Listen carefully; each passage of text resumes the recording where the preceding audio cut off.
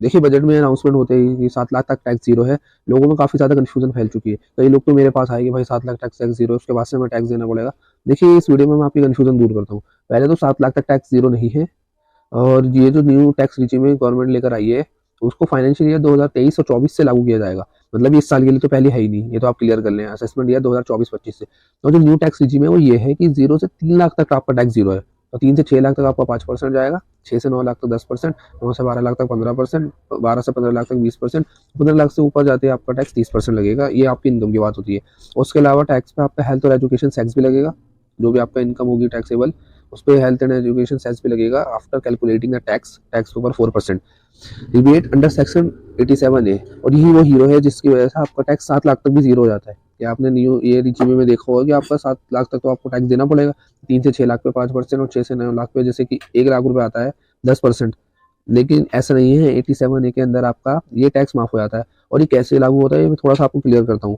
Old regime में 5 लाख तक note करा गया था कि 12,500 टैक्स बनता है, लेकिन 87 है उसको माफ कर देता है, इसलिए 5 लाख तक कोई टैक्स देना नहीं पड़ता, वरना 2.5 लाख तक ही आपकी टैक्सेबल इनकम मिलती।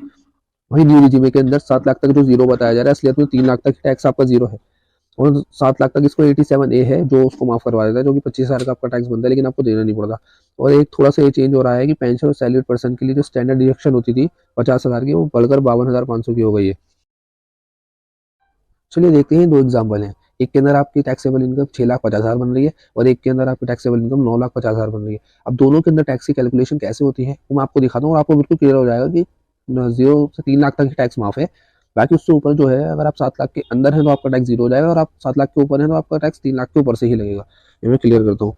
अगर आप इनकम के हिसाब से देखें, 6.5 लाख में शुरू के 3 लाख तो 0 से 3 लाख में आ गए, तो आपकी इनकम यहाँ पे हो गई आपकी टैक्स जीरो। 3 से 6 लाख के अंदर आपको 3 लाख रुपए बनते हैं, और 3 लाख पे आप 5% लगाएंगे, तो ये बनता है आपका 15,000।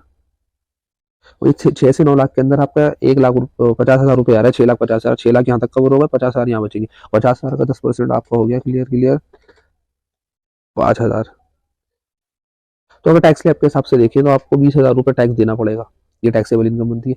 लेकिन यहीं पे आता है डिबेट 87A, जिससे क्या होगा, ये पूरा का पूरा अमाउंट जीरो हो जाएगा। जैसे हमने बताया ना 25,000 तक आपका टैक्स ये माफ कर सकता है रिबेट अंडर सेक्शन 27A। यहाँ पे हमने ये चीज़ क्लियर करी।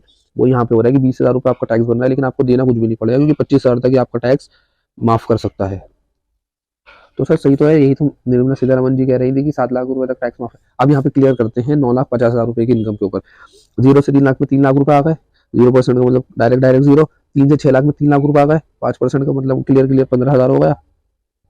6 से 9 लाख के अंदर 10% आ गया, है ना, 9 लाख है ना, तो 3 लाख रुपए आ गए डायरेक्ट, और 3 लाख का 10% हो गया आपका 30,000।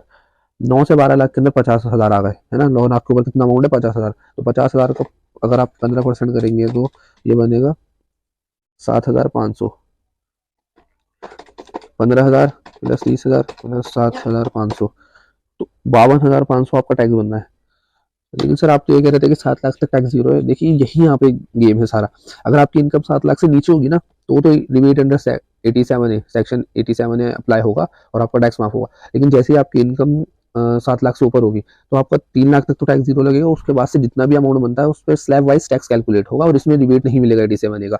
तो आपको कैलकुलेशन इस अमाउंट से होगी टैक्स की, 3 लाख के ऊपर के अमाउंट से। और यही यहाँ पे सारा जो थोड़ा सा मिस कन्फ्यूजन और मिसअंडरस्टैंडिंग हो रही है लोगों को, यही हो रही है कि 7 लाख का टैक्स माफ है। 7 लाख तक टैक्स माफ नहीं है भैया, 3 लाख तक ही टैक्स माफ है। 7 लाख तक उसको एक्सटेंड करा जाता है रिबेट 87A के अंदर। तो जैसे आपका अमाउंट 7 लाख से 1 रुपये भी ऊपर होगा, तो आपका टैक्स 3 लाख प्लस से ही लगेगा।